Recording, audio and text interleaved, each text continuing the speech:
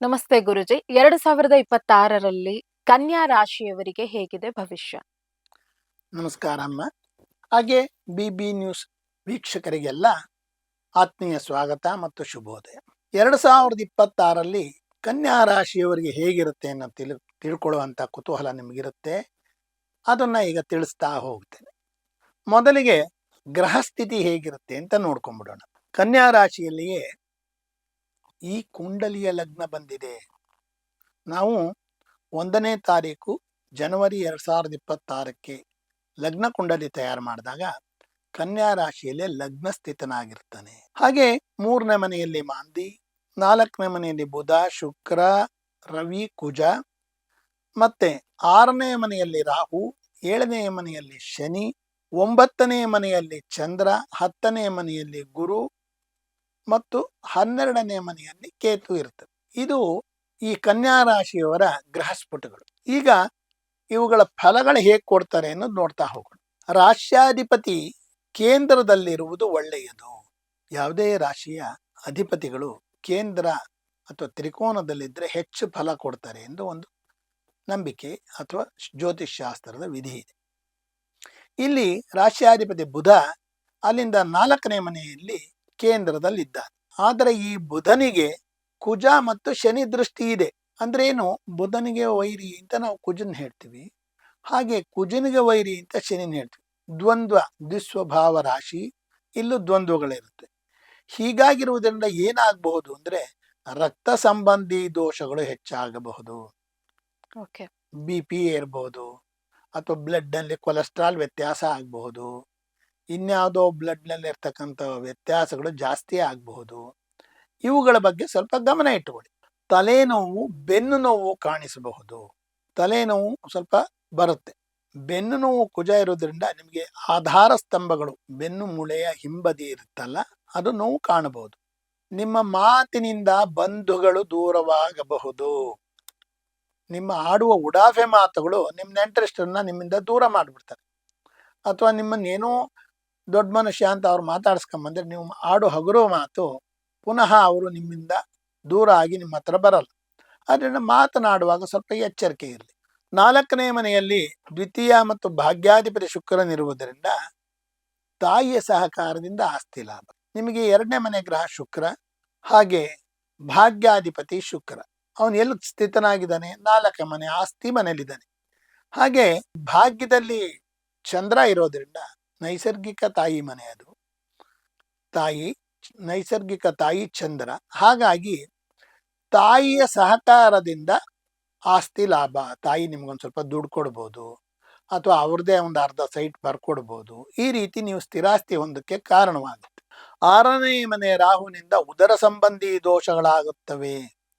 Rahu 6ನೇ ಮನೆಯಲ್ಲಿದ್ರೆ indigestion ಮತ್ತೆ ಅಜೀರ್ಣ, ಗ್ಯಾಸ್ಟ್ರಿಸಿಟಿ ಜಾಸ್ತಿ ಆಗ್ಬೋದು, ತಿಂದ ಆಹಾರ ವಿಷವಾಗ್ಬೋದು, ಈ ಎಲ್ಲ ಇರುತ್ತೆ. ಹಾಗಾಗಿ ಹೊಟ್ಟೆಗೆ ಸಂಬಂಧಪಟ್ಟ ದೋಷಗಳನ್ನ ಕಾಣಬಹುದು. ನೋಡಿ, ಒಂದು ಗ್ರಹ ಒಂದು ಒಳ್ಳೇದು ಮಾಡಿದ್ರೆ ಇನ್ನೊಂದು ಕಡೆ ಕೆಟ್ಟದ್ದು ಮಾಡ್ತಾನೆ ಅನ್ನೋಕ್ಕೆ ಉದಾಹರಣೆ, ಕೆಲವರಿಗೆ ವಿವಾಹ ಸಂಬಂಧಗಳು ಸಿಗುತ್ತವೆ ತಕ್ಷಣದಲ್ಲಿ. ಆಕ್ಸಿಡೆಂಟಲ್ ಮ್ಯಾರೇಜ್ ಅಂತ ಹೇಳ್ತೀವಲ್ಲ, ಎಲ್ಲೋ ಹೋಗ್ತಿರ್ತಾರೆ, ಪರಿಚಯ ಆಗ್ತಾರೆ, ತಕ್ಷಣ ಒಪ್ಕೊಂಡ್ಬಿಡ್ತಾರೆ.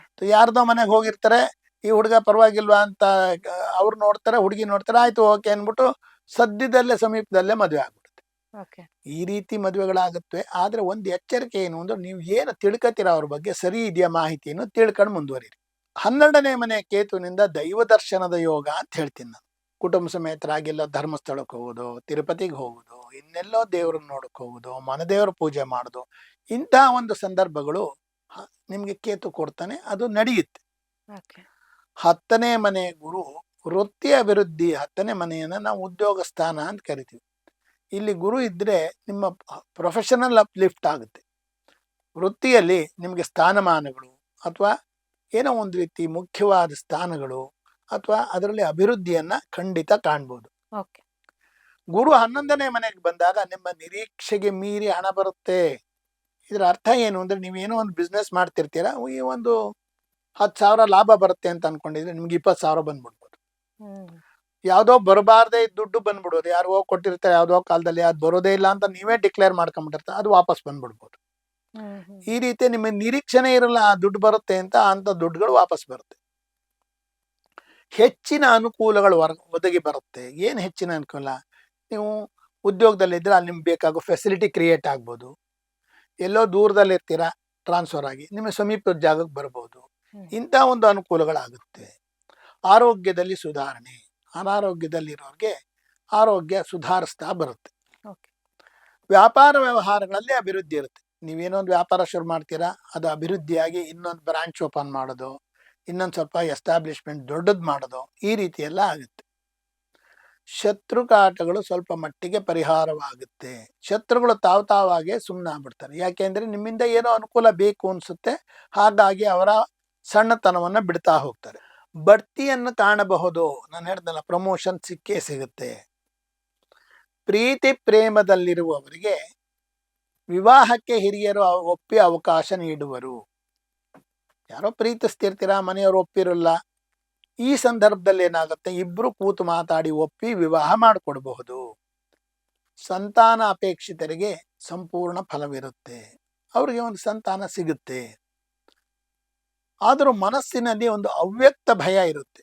ಏನೋ ತಪ್ಪು ಮಾಡ್ಬಿಟ್ನೇನೋ, ಅಥವಾ ಏನೋ ಸರಿಯಾಗಿ ಮಾಡ್ಲಿಲ್ವೇನೋ, ಅಥವಾ ಏನೋ ವ್ಯತ್ಯಾಸ ಆಯ್ತೇನೋ, ಈ ಒಂದು ಸಮಸ್ಯೆ ಕಾಡ್ತಾ ಇರುತ್ತೆ. ಇನ್ನೂ ಹೆಚ್ಚು ಒಳಿತಿಗಾಗಬೇಕು ಅಂದ್ರೆ ಶಿವನ ಆರಾಧನೆ, ದತ್ತಾತ್ರೇಯ ಆರಾಧನೆ ಮಾಡಿ. ಶಿವನ ಸ್ತೋತ್ರ ಪಠಿಸುವುದು, ಅಷ್ಟೋತ್ತರ ಹೇಳುವುದು, ದರ್ಶನ ಮಾಡುವುದು, ದತ್ತಾತ್ರೇಯ ಸ್ತೋತ್ರ ಪಠಿಸುವುದು, ಅಷ್ಟೋತ್ತರ ಹೇಳುವುದು, ದರ್ಶನ ಮಾಡುವುದು, ಇವೆಲ್ಲ ಮಾಡೋದ್ರಿಂದ ಇನ್ನು ಹೆಚ್ಚು ಒಳ್ಳೆಯದನ್ನ ನೀವು ಜೀವನದಲ್ಲಿ ಕಾಣಬಹುದು. ಇವಿಷ್ಟು ಸಹ 2026ರಲ್ಲಿ ಕನ್ಯಾ ರಾಶಿಯವರಿಗೆ ಇರ್ತಕ್ಕಂಥ ಫಲಾಫಲಗಳು. ಧನ್ಯವಾದಗಳು ಗುರುಗಳೇ. 2026ರಲ್ಲಿ ಕನ್ಯಾ ರಾಶಿಯವರಿಗೆ ಆಗು ಹೋಗುಗಳ ಬಗ್ಗೆ ವಿವರವಾಗಿ ಹೇಳಿದ್ದಕ್ಕೆ ಅನಂತ ಧನ್ಯವಾದಗಳು. ಧನ್ಯವಾದ.